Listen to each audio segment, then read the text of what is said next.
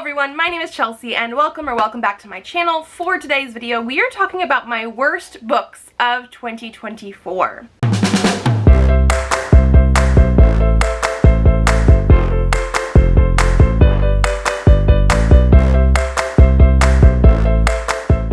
So the good thing, I guess, is I did not have too many absolutely horrible books that I read in 2024. We will also be doing like an honorable mentions, my DNFs of the year, but I had way more good reads than not so good reads. So this hopefully will not be a very long video. We're gonna go through the DNFs first. I actually do have more of those than I do of like worst books, and I'm just gonna quickly run through what I didn't like, that kind of stuff, because while I do absolutely love sharing my favorite books, I sometimes think that like sharing the worst things that we read, things that we were disappointed in, that kind of stuff, is also fun. So let's get into the 10 books I DNF'd in 2024. These are a mix of things that I didn't like or things that were not for me. I don't necessarily think anything was like horrible and I DNF'd it because it was horrible, but we'll get there if it is. So let me scooch on over for you and let's jump in. So this is going to be based on when I DNF'd it, because again, I'm not rating any of my DNFs, like I'm not comparing them to each other. So the first book I DNF'd in 2024 was That Time I Got Drunk and Saved a Demon by Kimberly Lemming. I DNF'd this one because it is a fantasy type of story and the dialogue for the characters was very AAVE slang modern day, and it just did not really work for me. I don't know how far into this, and it was just one of those things where I kept being pulled out of the story, but there is a like modern day sci-fi romance supposed to come out, I think in January or February, from this same author that I'm really curious to try because I really want to give her another chance, but I just don't think the fantasy stuff worked for me. I also DNF'd The Midnight Prince by Angie Grigaliunas. This one was a Cinderella retelling. I think I got about halfway into this one, and this was one where I just didn't really care. I feel like we didn't get enough of the characters and how they were supposed to know each other at the start of this book, and then it has some sort of fantasy magic sort of stuff going on, but I just really didn't care about it. I don't think it was necessarily that it was like bad writing or anything like that. It was just like, I didn't want to continue, so I did DNF. Then I also DNF'd Those Beyond the Wall by Micaiah Johnson. This is probably the book that I was the most sad about DNFing because I absolutely loved The Space Between Worlds by Micaiah Johnson. That book, when it came out and I read it, I gave it 5 out of 5 stars. It was my favorite book of the year it came out. This is supposed to be a sequel, but it's following different characters. It sort of retconned a lot of stuff that happened in the first book, and I just did not like the character we were following, the way that it was written, the sort of like characterization, the writing style, the like tone of voice that our main character had. And then as soon as you get to the actual like retconning of stuff that happened in book 1, I had to DNF. Like, it was making me not like it so much because it was not following everything that I did love about book 1. So this is the one that made me mad, more likely, and I actually DNF'd because of that. So like for me, it was not good because it was retconning too much stuff, and I could not handle it.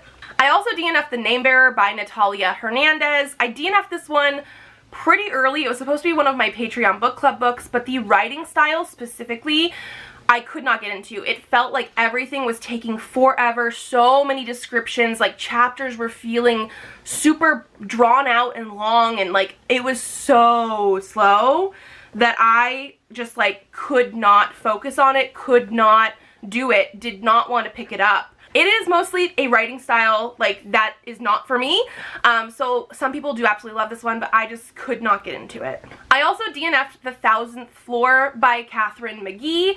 I read a different Katherine McGee a few years ago, gave it 5 stars. Like, I absolutely love some of the stuff, but this one was more of like, this book was not for me.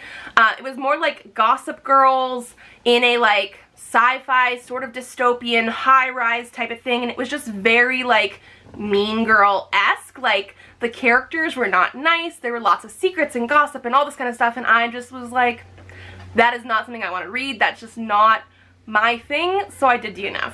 I also DNF'd After the Forest by Kel Woods. This is another one that was supposed to be a book club thing. I was listening to it on audio because back when I was listening to this one, I believe it was like near the end of Presley's preschool year, and I was doing a lot of driving him to school, driving back home, and I was trying to get books read.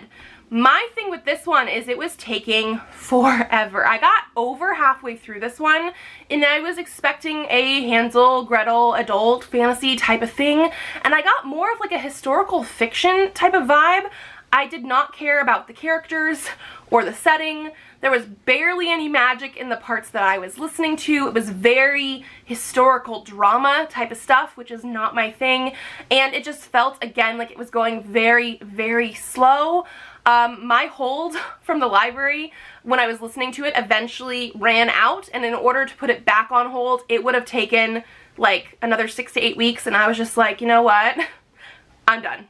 Another book that I DNF'd is Whisper of Death by Christopher Pike. This is probably one DNF where I actually think this is a bad book. I looked up spoilers after I DNF'd it, and I'm glad I DNF'd it. I got quite a bit into it because it's very, very short and quick to read, but the whole premise of it was these two teenage characters, a guy and a girl, having a problem that they need to go fix, and when they go to try and fix it and come back to town, everybody's gone.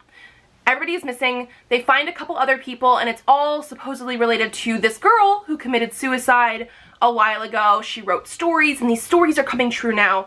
The problem they go to take care of is an unwanted pregnancy. They go to have an abortion, and just the writing style of the way the author talks about teenage pregnancy and unwanted pregnancies and wanting to have an abortion and things like that are very questionable, and I was very uncomfortable. And then looking up the spoilers, I was like, I'm glad that I decided to DNF this because, again, spoilers if you want.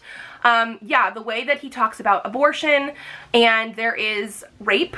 I don't know if it's on page or if it's just talked about, but they mention suicidal thoughts and how the fact one of the girls did die from suicide, and it's because of like certain things related to the rape. And the girl that we're like the main character we're following, everything that is happening in this story is because she's dying after having an abortion. Like, it's just like the way that it was talking about it, not for me. Then I also DNF'd How to Become a Dark Lord and Die Trying by Django Wexler. I DNF'd this one pretty early, and again, it was more just not for me. I'm sure some people are absolutely gonna love this, but we're following a character who is supposed to be from like modern day Earth and ends up in this portal fantasy world where she is supposed to be the chosen one and stopping the Dark Lord, but she has apparently been there when we start the story for like over 2,000 years, and she keeps dying because of not winning as the chosen one, and she finally decides that instead of being the chosen one, she's gonna be the Dark Lord instead.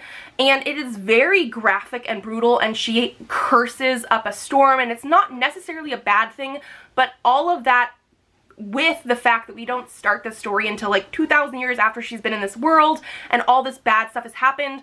It's a lot of tell and not show. She's telling us all this stuff that happened. She's very angry at the world, but we never got to see the beginning of it, and it just wasn't something for me. Then I also DNF'd The Storied Life of A.J. Fikry by Gabrielle Zevin. I think Gabrielle Zevin is just not an author for me. I've tried a few different things from her. I feel like I liked some of her YA stuff that she started off with back when I was also in the YA sphere, like as a teenager, really early something 20s, but I just haven't really gravitated towards any of her stuff, and this one is more literary fiction, and it just really was the writing style.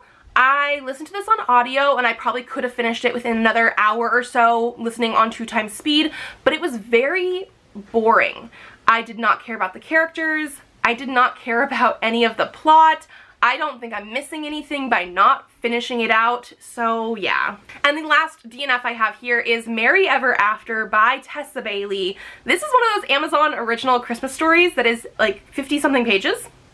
I DNF'd it. I could not get past how many times this book and these characters talk about how big the guy is and how sexual and lusty his thoughts are after meeting one woman one time. The writing was just not good, and I have never really been interested in a Tessa Bailey book, and I DNF'd pretty quickly just because I was so uncomfortable with the way that these characters were talking and thinking about each other, and I don't think I'm ever going to read anything by her. So those were my 10 DNFs. now I only have 4 books that I rated 2.5 stars or lower.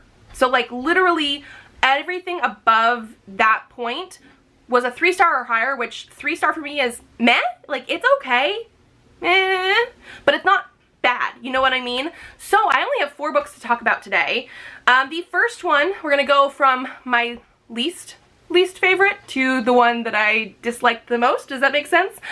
The first one we're going to talk about is Given Volume 4 by Natsuki Kizu. I am eventually going to unhaul these, but because I'm doing my end of the year stuff, I have not done that yet. This is the 4th volume in a manga series that is boys love. It is male romance.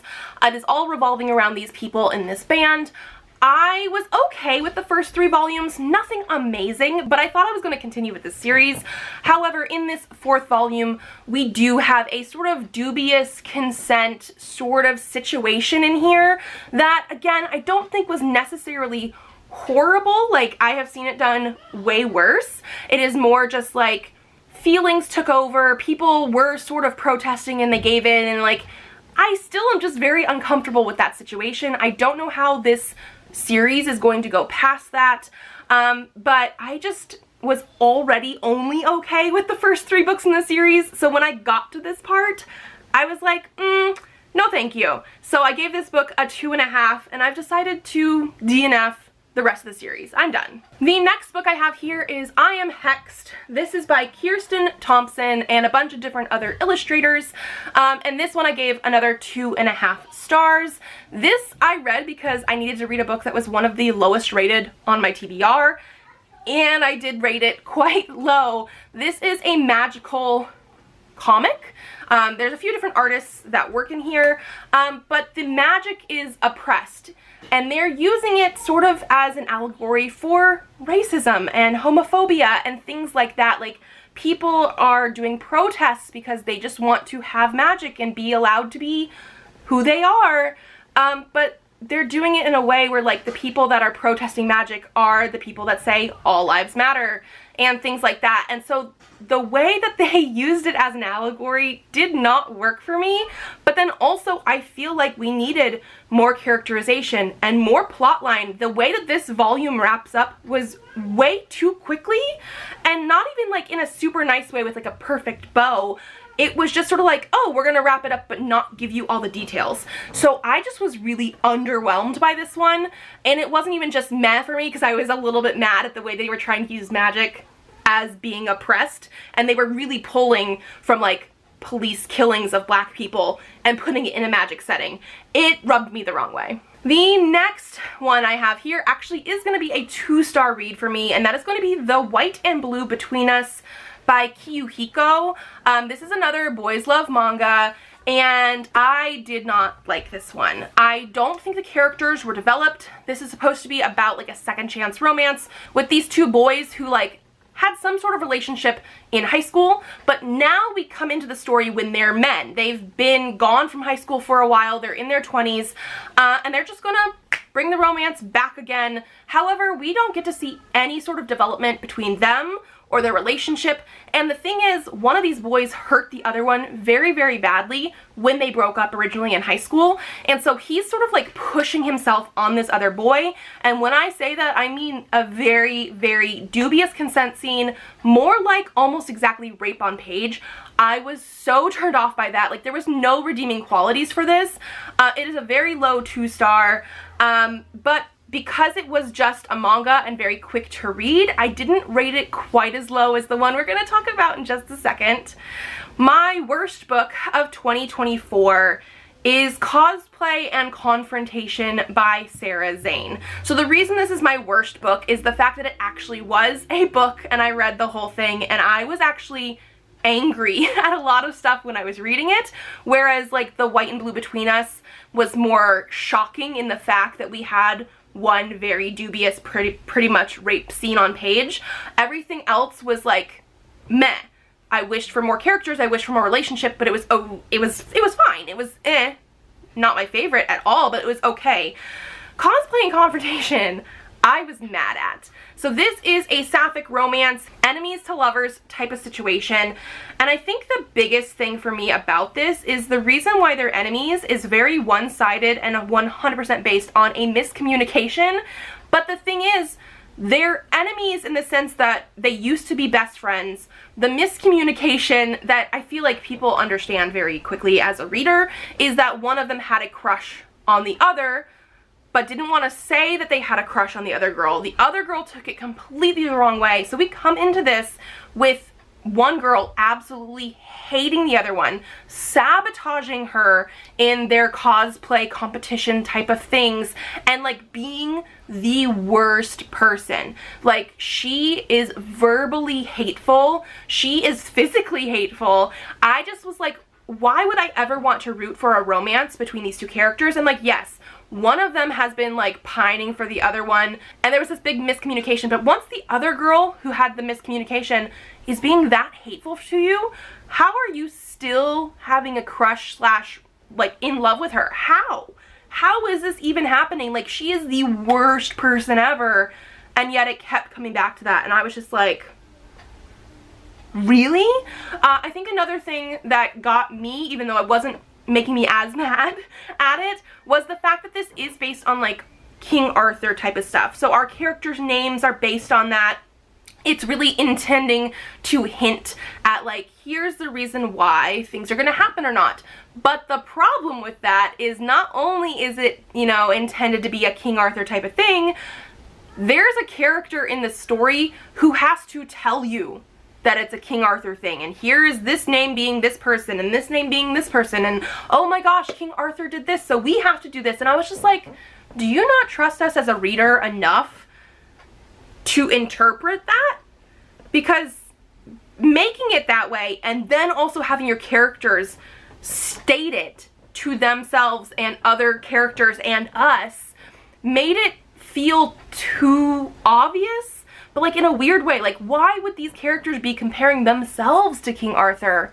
Just do it as a thing in your story, make it a King Arthur retelling-ish type of thing, but don't have your characters aware of it, because that's weird. Like, I know that was not as big or as making me mad, but like it was definitely something that was a choice and I did not like. So ultimately, I think that was the biggest thing. It was one character being absolutely horrible, and then the writing style choice of having characters tell us obvious things. I was mad at this one, especially by the time I finished it. But, like I said, those are the only books I absolutely did not like for 2024. So ultimately, I think I had a pretty good reading year. I didn't have like a ton of 5s. I didn't have a ton of things that I hated. But yeah, let me know what your worst book was if you want to. And if you guys like this video, give it a thumbs up to let me know. Subscribe to this channel if you'd like to see more videos. I do have videos coming out Tuesdays, Thursdays, and Saturdays. So I will see you then. Bye.